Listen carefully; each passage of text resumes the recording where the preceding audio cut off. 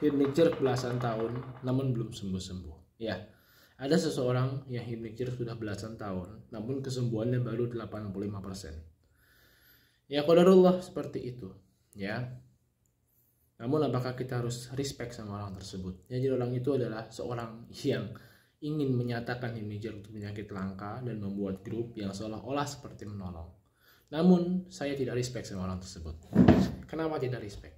Karena dia mendukung Zionis. Zionis apa? Zionis Israel. Ya, saya tidak mengatakan Israel karena Israel itu adalah nama lain dari Nabi Yakub alaihissalam. Ya, Israel itu adalah hamba, Il itu adalah Eloh. Dalam bahasa Ibrani, Eloh itu berarti Allah. Allah. Ya, Allah itu kan dari kata al-ilahu, yang artinya sesembahan. Ya, dan itu dan itu adalah nama Tuhan kita, Allah Azza wa Jalla. Karena pada hakikatnya Tuhannya orang Yahudi, Nasrani maupun Islam, yaitu Allah. Ya, hanya saja kedua agama itu melakukan ada perbedaan dalam Islam dalam menyifati Allah. Karena ada yang menyatakan bahwa Allah memiliki anak, ya Allah itu adalah satu dibanding tiga.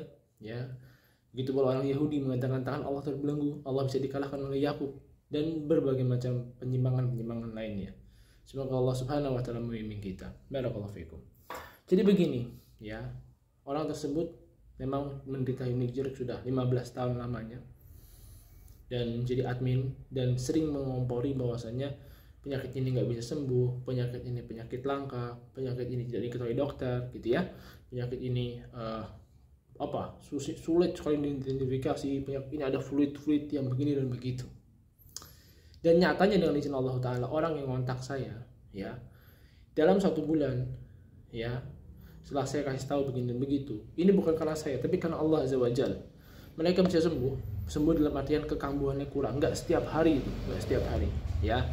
Kenapa? Karena kan rata-rata itu mereka pasti salah di dalam pola pikir, yaitu anxiety dan makannya kebanyakan karbohidrat.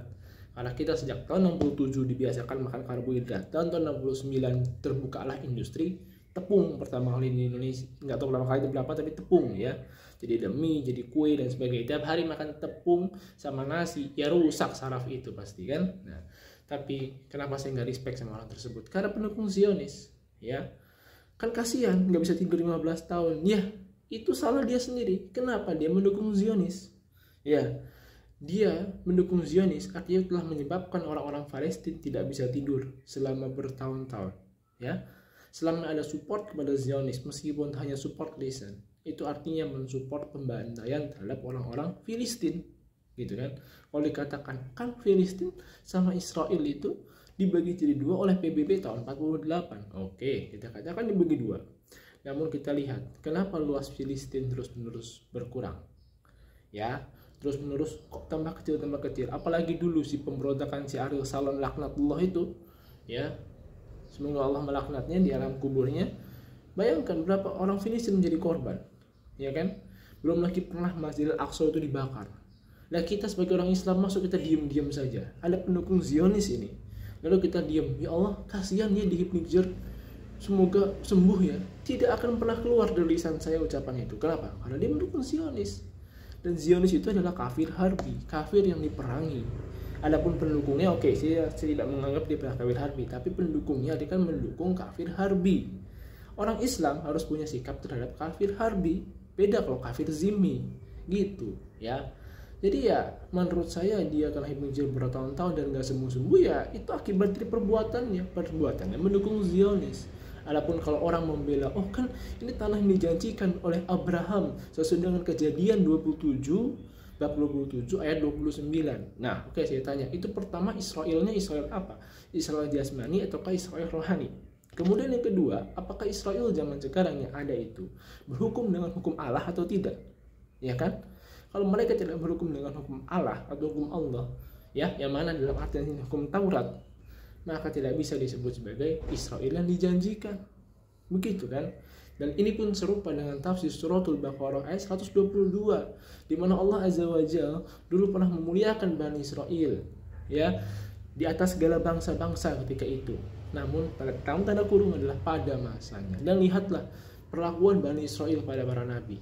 Kalau teman-teman buka di dalam Alkitab Lukas aja, saya agak lupa itu di Lukas kalau nggak salah, bahwa setiap ada nabi dari Bani Israel itu pasti dibunuh oleh orang Bani Israel itu. Dan begitu pula nyatakan oleh Allah Azza wa Jalla di dalam suratul Ali Imran, ya, orang-orang Bani Israel membunuh nabi-nabi. Itu sudah dinyatakan berkali-kali. Nabi apa yang dibunuh? Banyak. Ya, Nabi Zakaria digergaji, ya, banyak sekali yang dibunuh oleh mereka. Bahkan Nabi Isa alaihissalam, ya, dianggapnya anak zina itu, ya, karena bingung ini Maryam ini menghasilkan anak dari mana, mau dibunuh juga, dikejar-kejar oleh orang-orang Israel ketika itu. Ya, bayangin, ya. Oke, kecuali kalau orang yang mendefinisi belasan tahun tadi mau mencabut perkataannya dan tidak mendukung Zionis. Tentu kita doakan semoga dapat hidayah Islam. Tentu kita doakan semoga Allah angkat hibnijirnya. Ya, nyatanya apa? Mereka yang mengontak saya dengan izin Allah, mereka orang-orang baik. Allah sembuhkan cepat. Ya, karena apa? Mungkin mereka baik, mereka berdoa kepada Allah dan mereka tidak mendukung kezaliman terhadap warga Filistin. Ya, kan itu orang Amerika. Ya, tidak selalu orang Amerika mendukung kekejaman Zionis. Ya, saya tahu orang Amerika itu ada seorang content creator, cari aja itu di Facebook ada di YouTube, namanya John Sudano. Dia mendukung Filistin, ya. Kenapa? Karena kan aslinya Filistin. Coba lihat aja di dokumen British tahun 30, ya, di YouTube itu ada. Tanah itu namanya Filistin. Ya, meskipun zaman Nabi Daud alaihissalam itu namanya kerajaan Israel melawan orang-orang Goliat, ya. Melawan Jalut itu kan Nabi Daud, tapi Nabi Daudnya pun dituduh zina sama Batseba oleh orang-orang Bani Israel itu. Bayangkan Nabi sendiri yang mana merupakan raja mereka dituduh zina sama Batseba, gitu. Bayangin, ya, sehingga keluarlah tuduhan-tuduhan yang nggak benar dan beribuan tahun itu. Ya, dikatakan Daud itu zina dengan Batseba, anaknya Solomon alaihissalam. Bayangkan, masa Nabi Sulaiman anak zina? Tidak benar sekali-kali seperti itu.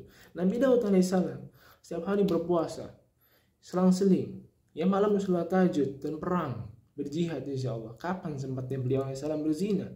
Ya, apalagi dikatakan dia mencelakai Uria dan sebagainya. Waliyadzubillah. Ya, semoga Allah Subhanahu wa taala memberikan petunjuk. Jadi intinya, mungkin orang itu nggak sembuh-sembuh dari hipnotis. Dan di satu orang saya temukan beberapa orang, ya, udah bertahun-tahun nggak sembuh-sembuh, ya.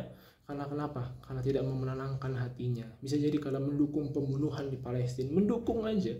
Itu kan artinya menyebabkan penderitaan terhadap rakyat Palestina, kan. Ya Allah balas dengan derita dia nggak bisa tidur, ya.